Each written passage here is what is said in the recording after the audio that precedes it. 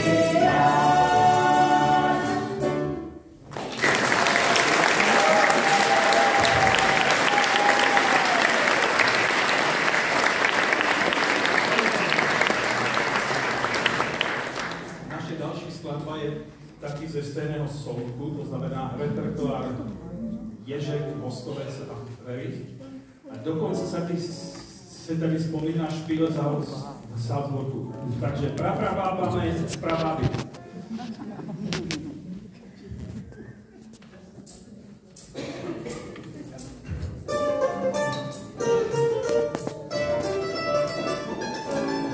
Herbu mého rodu je silná pravice, jež podporuje staré tradice. Vždyť nám patří Walter Schau, Špílhaus v Salzburgu. Náš rod je starší rodu Habsburgu. Máme pravády, byla posmí neteříte, divní hozetě, děčka, byl dítě, dítěte, královny ze zády.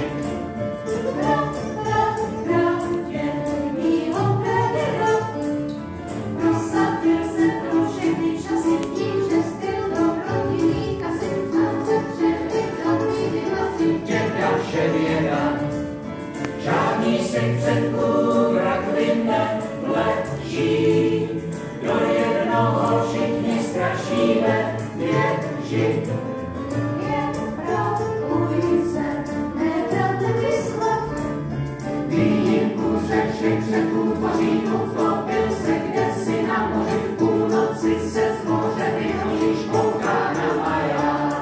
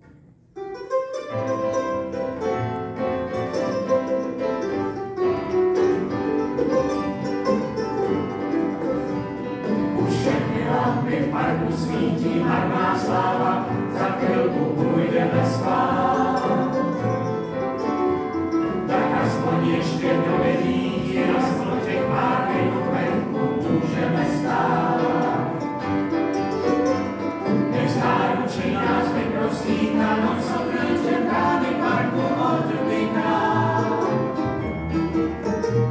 Tak šeptej mi ty hlouposti a říkej, co se vždycky jen tak říká. Šeptej dál ta sladká slova, zdají se víc vyhršná a bláhová. A srdce mé tak jako včera prosíčka si jej vůli uchová.